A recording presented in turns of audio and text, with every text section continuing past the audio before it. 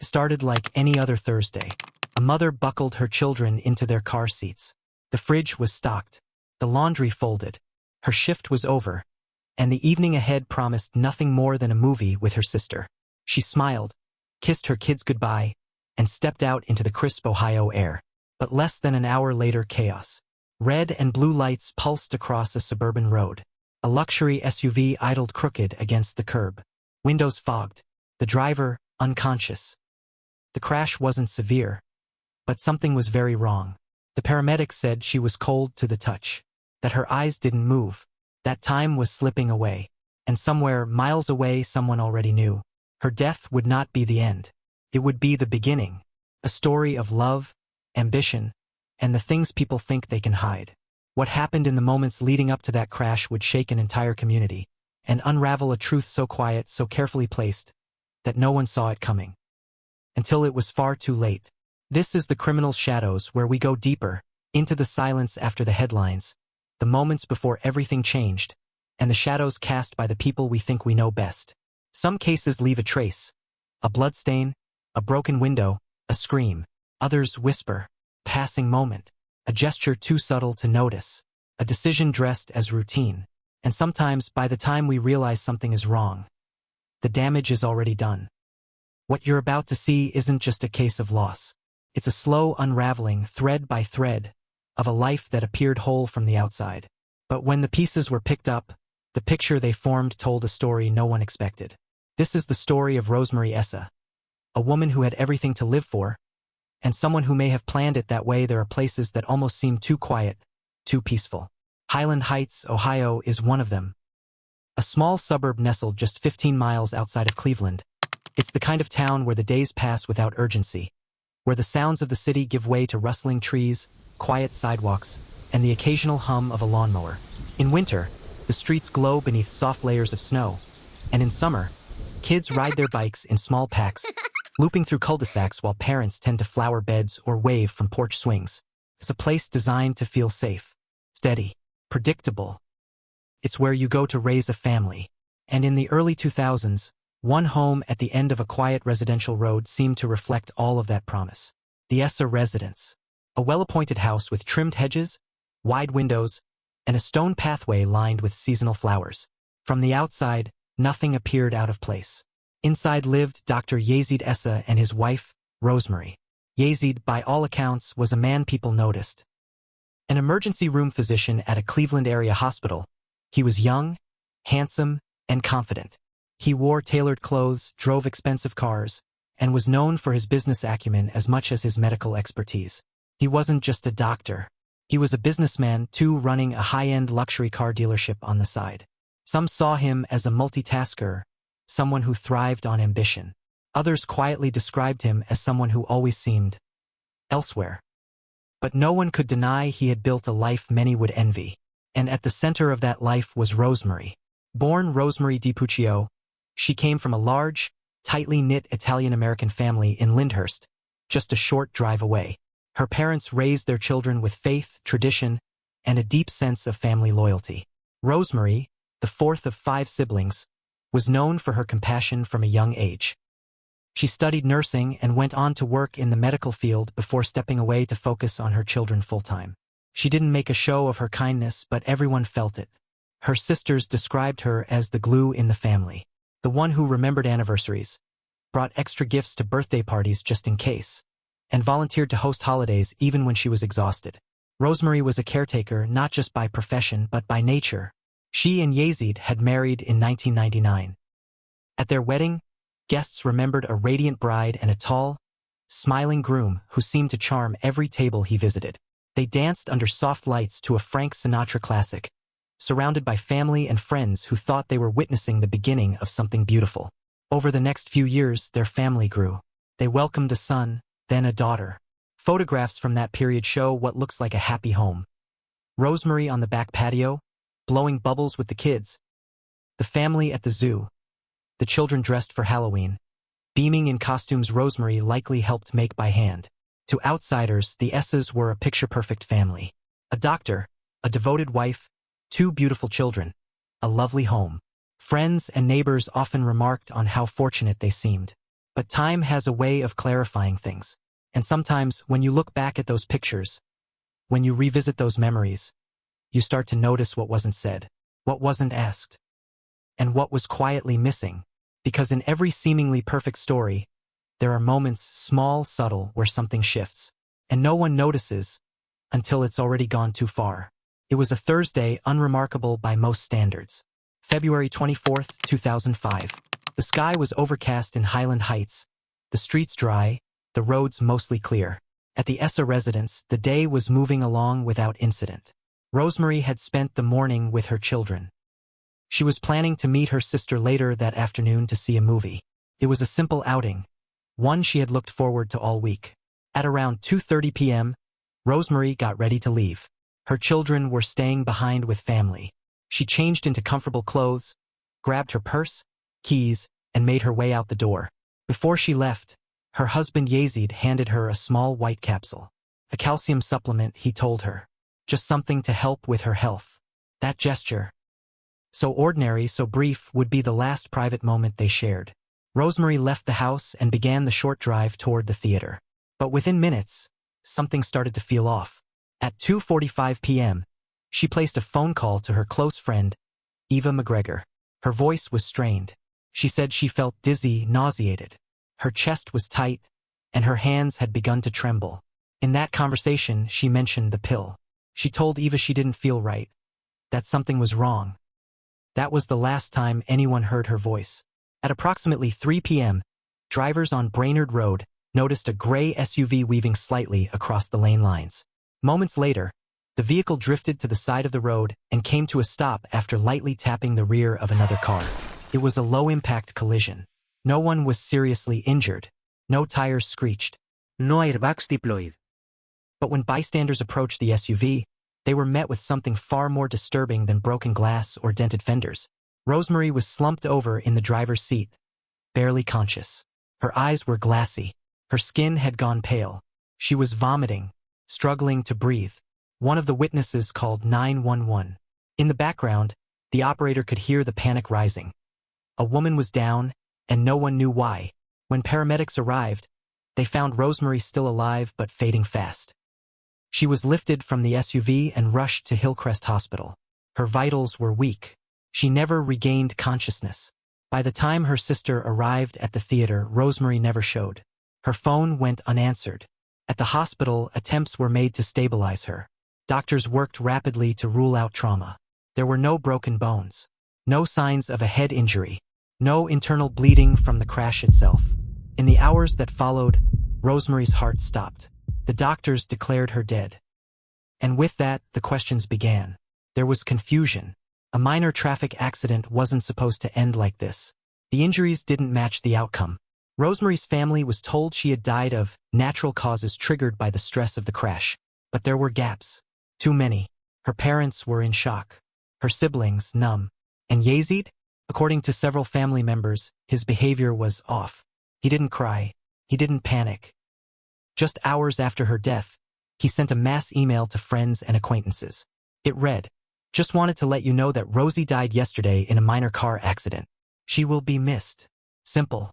Detached. No mention of how or why. No sign of emotion. He made phone calls. He informed extended family. And then he went quiet. That night, Rosemary's body lay in the hospital.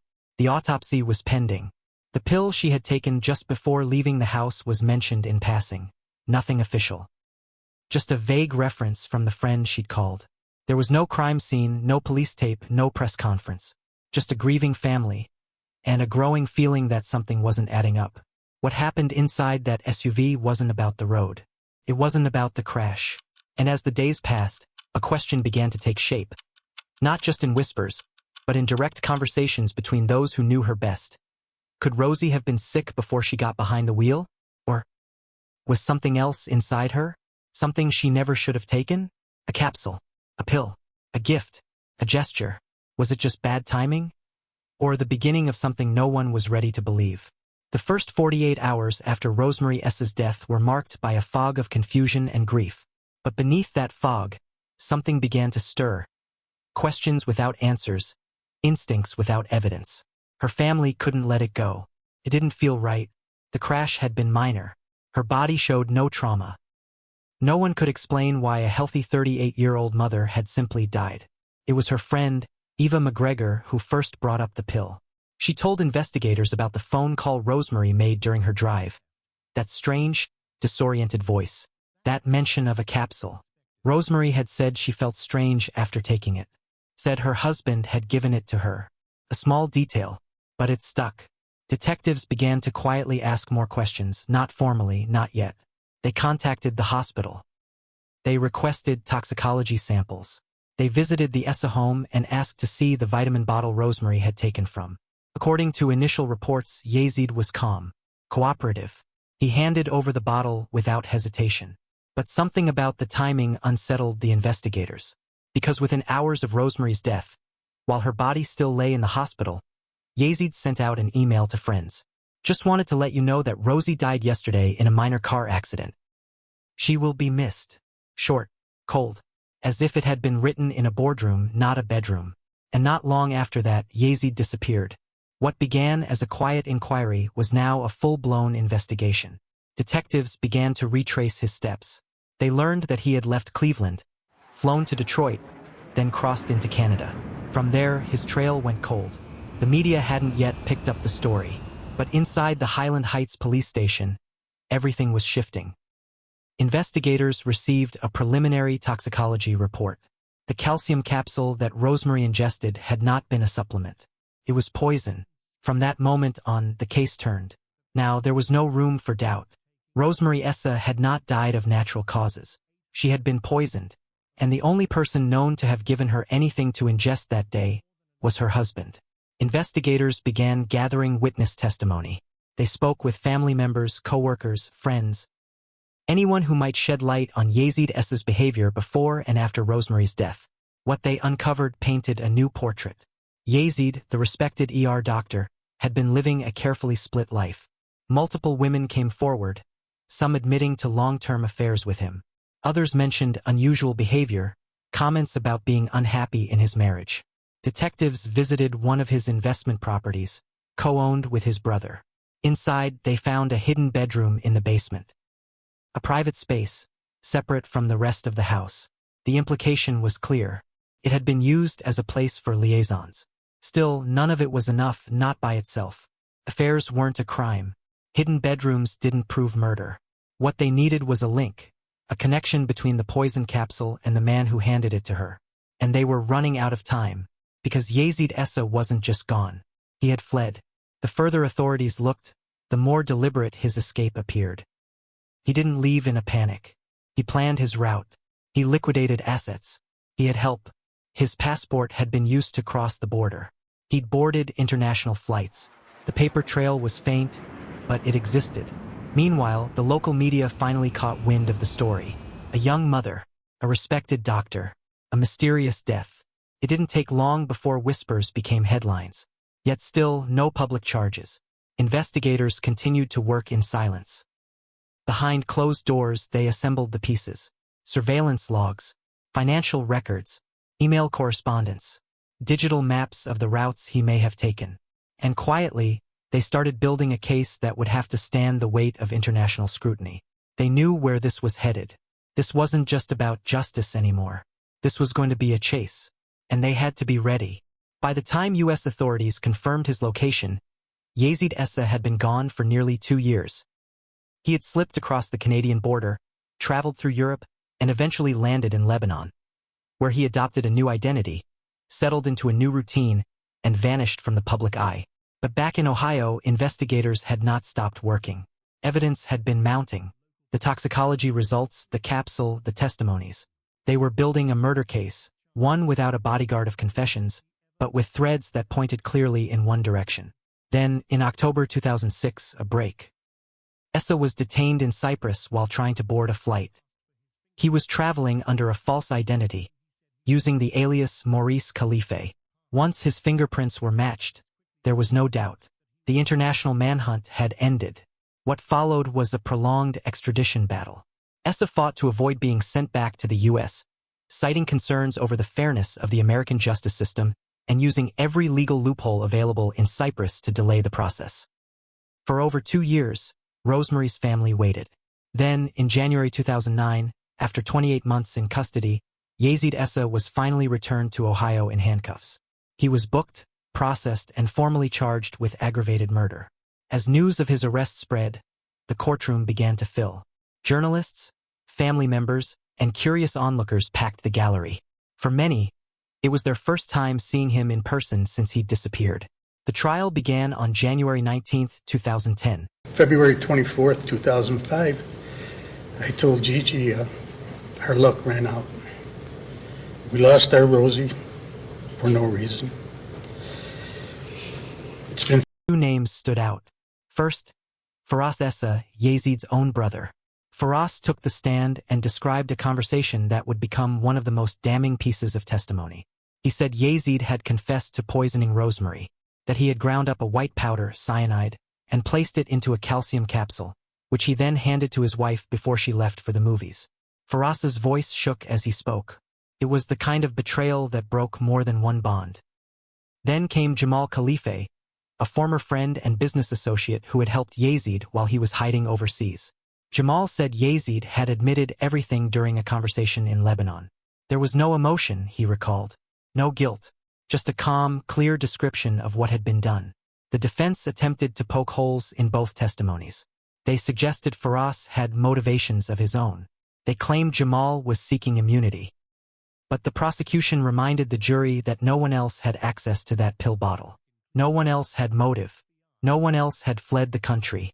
There were no surveillance cameras, no video footage, no signed confession. But the circumstantial web, tight and consistent, left little doubt. Throughout the proceedings, Yazid sat still. He spoke only when required. His face remained unreadable. He was now thinner than in earlier photos, paler. But his composure rarely broke. For Rosemary's family, every day in court was a test of strength. Her siblings sat in rows behind the prosecution. Her parents solemn. Her children, still too young to understand the full weight of the proceedings, were kept away from the media spotlight. After more than 7 weeks of testimony, exhibits, and cross-examinations, the case was handed to the jury. The deliberations lasted several days. On March 3, 2010, the jury returned with a verdict. Guilty of aggravated murder. The judge issued the sentence. Again. At this time, I sentence you to life in prison with the possibility of parole in 20 years. The gavel fell. The courtroom emptied. And for the first time in years, Rosemary's family could breathe, just a little. Long after the courtroom doors closed, the story kept living. Not in headlines, not in legal documents, but in quieter, heavier ways. In the home Rosemary grew up in, her family still keeps her picture near the front door. A framed photo. Her laughing, eyes slightly squinted against the sun. The kind of moment that freezes time. They speak of her often, in past and present tense. They remember the way she held a baby, the way she made her siblings feel seen, the way she always arrived early, never late. Her sister once told a reporter that no one else could braid hair like Rosemary, that she used to hum when she cooked, that she always asked if you were okay twice just to be sure. And then, there are her children. When she died, they were barely old enough to tie their shoes. Their mother vanished from their lives without warning, without goodbyes, and without the years she should have had to watch them grow. They were raised by relatives, loved, protected. But some losses create gaps that no one else can fill. Today they are grown. Their names have remained largely out of the public eye, and the family has been intentional about shielding them from the noise of public fascination. But those who know them say that traces of Rosemary remain. In their kindness, their steadiness, and the ways they've learned to carry what they cannot change. As for Yazid Essa, he now exists behind the walls of a prison cell. He spends his days far from the lavish lifestyle he once lived. No luxury cars, no designer watches, no emergency room badge clipped to his chest. His first eligibility for parole will come in 2030. Until then, he serves out a life sentence. Over the years, he has maintained his innocence. In legal motions and formal statements, he has never admitted guilt, never directly acknowledged the weight of the evidence, the grief he left behind, or the family that continues to live in the wake of what he did.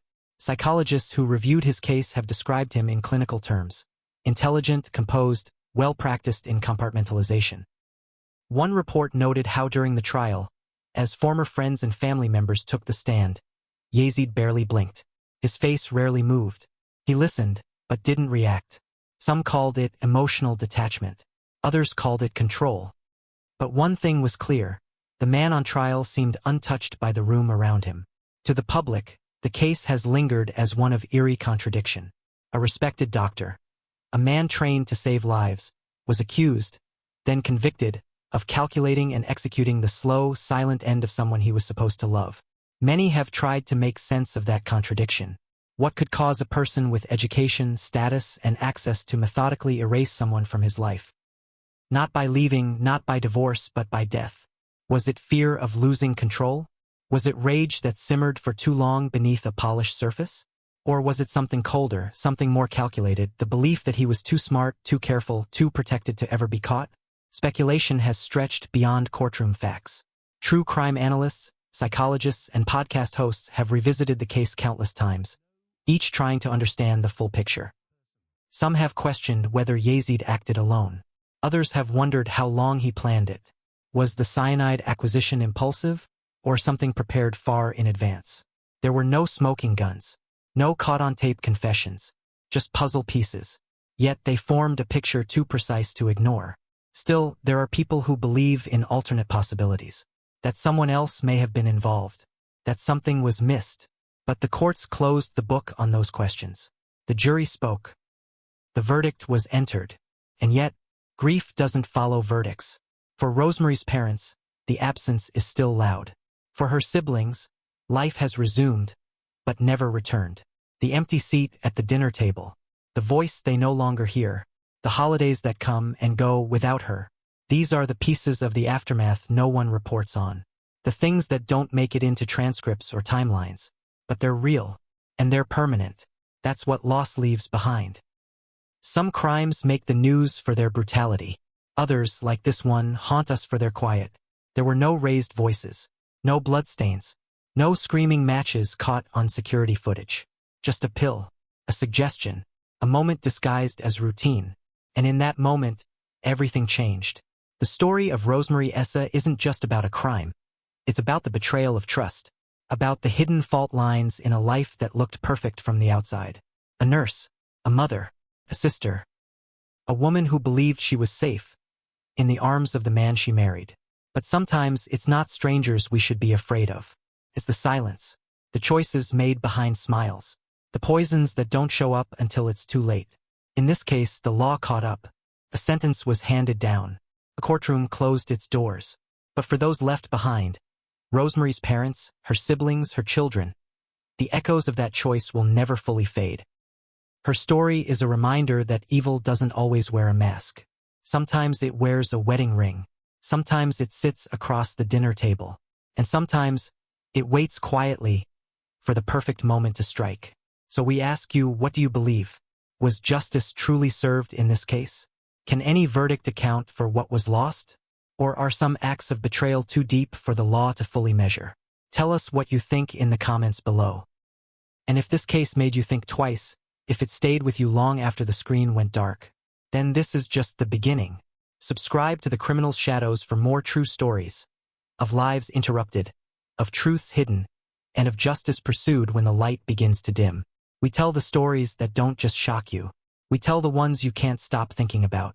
Until next time, stay vigilant, stay listening, and remember, sometimes the most dangerous lies are the ones that sound like love.